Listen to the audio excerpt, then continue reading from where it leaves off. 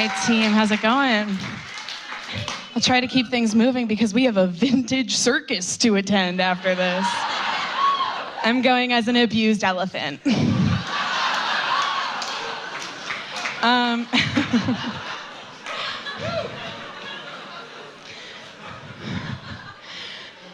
Something that I think really frames who I am as a person is that between the years 2009 and 2011, I saw the Green Day musical, American Idiot, 6 times.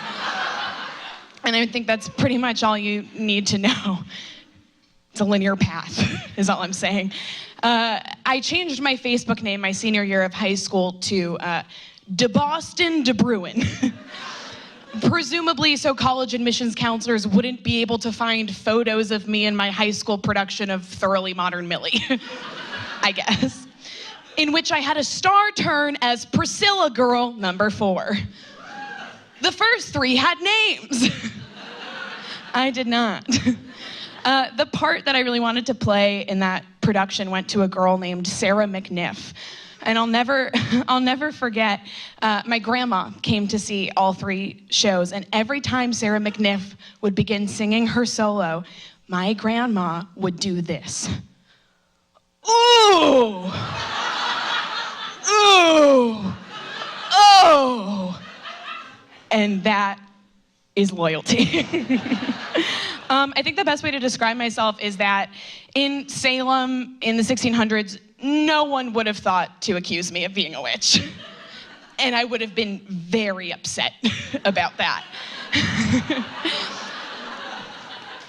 If I was like in Westworld, no one would think I was one of the hosts. They'd be like, oh no, that's one of the humans. They wouldn't even think. And I think that actually is like the metric for when we know that things will be better with like body image on TV is when we have some curvy robots. Some thick cyborgs. That's the future that I want. It's my last opportunity to do like Bowdoin relevant material, so let's get into it. The Bowdoin College Longfellows.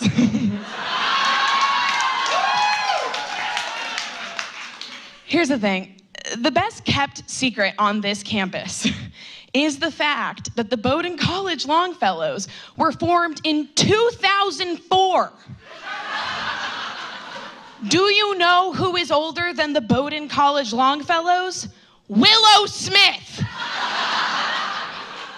And yet, on their website, they have a paragraph that says the Bowdoin College Longfellows trace their history back to their historic namesake, Henry Wordsworth Longfellow, the class of 1825. That's not how that works. You can't do that. I don't think it would bother me as much as it does if it weren't for the fact that they referred to themselves as brothers in song. Brothers in song since 2004? Shouldn't be allowed. They also have a Latin proverb that translates to, till then, thus. Which sounds to me like what someone would make up if they had lied one time about being able to speak Latin and then were being called out on it. Like, what does that mean? Till then, thus. It means nothing. I gotta admit, I did hook up with the Longfellow once, but you know, it's just a rite of passage for a former Missy girl. It's kind of like our birthright.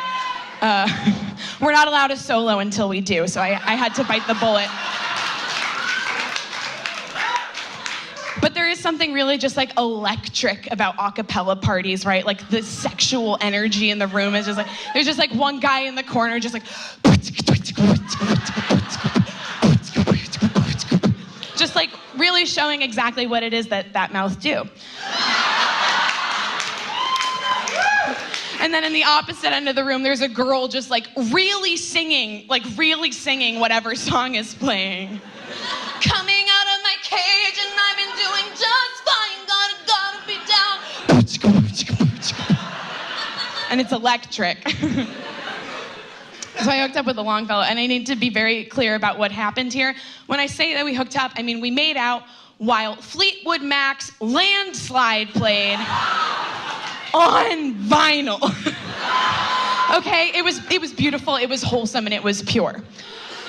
Little did I know that while this was going on, I later found out that this Longfellow, let's call him Henry, right? Let's trace his roots back to him. Henry's roommate, who was also a Bowdoin College Longfellow, let's call him Kevin, had texted the entire Longfellows group chat, "You guys, Henry is totally plowing Sophie right now." Which, like, I don't know if you guys can tell by what I'm wearing right now, but like, I'm a pretty sturdy gal.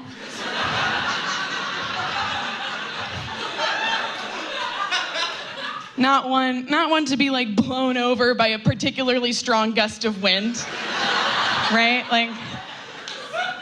Like, I think I'm a Renaissance 10 living my life as a Bowdoin 6. Like, I missed my window. My window was any time period in which women's primary duty was just child rearing, right? Like, I have birthing hips, okay? So I missed my window. Which is all just to say, you know, in most situations, by default, I am the plow. And you can't plow a plow. That's a logical fallacy right there. That's ad hominem. That's straw man and a homonym, so. I like to explain male privilege the following way. Every time I walk into a parking garage, I just fully expect to be murdered. That is my baseline. I brandish my key like a tiny sword. That's not true for men, right? Like, a man walks into a parking garage, if somebody jumps out at him, he's like shocked. He's like, "What the?" That's exactly what he would be like, "What the?" If a person jumps out to attack me in a parking garage, I just feel like really validated. Like, I had a feeling. I thought, you know, I have very strong intuition. The scariest thing in any parking garage is a mother who cannot find her keys. Because there are stages to this, right? Like, she's digging through, she can't find it. Shoot. And then it's like one knee and she's got the bag propped open on the knee. Shoot. And then it's on the floor. Shoot. So scary. Catcalling is different here than it is anywhere else. Like, I've developed a pretty thick skin in New York. Like, the last time I was in New York, a man shouted at me, "I want to eat your ass and murder you." Which, you know, like, depending on the order.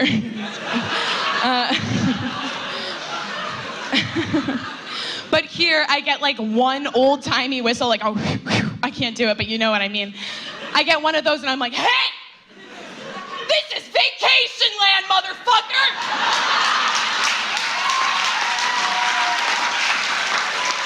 This is the way life should be, not the way it is! I've gotten really into Mad Men recently because I'm a feminist, but I can hang. And my favorite thing about that show is that every single scene in Mad Men has a line of dialogue that exists exclusively to let you, the audience, know that they know what time period they're in. Like, every single scene has a line that's like, "Peggy's getting kind of porky lately. Hey, pass me a Coca-Cola. Nixon's a real crackpot, eh? Lucky Strike Macy's." It's like every line. It's really gotten in my head, and I've started thinking about like advertising differently now. And so I was buying shampoo recently, and I noticed I was like standing right down, you know how they do the binary of shampoos. It's like the male shampoos, and it just gets more colorful as it goes. And I was comparing two of the shampoos, and they were exactly the same ingredients. There were no difference in the ingredients in these shampoos, but the men's bottle was just like charcoal, you know, and the women's shampoo was like pink and pretty and whatever. And I think it's just like, is masculinity really that fragile, guys? Is it? Men soap, because cleaning yourself doesn't make you gay. That's my time, guys. I'm Sophie. Thanks so much.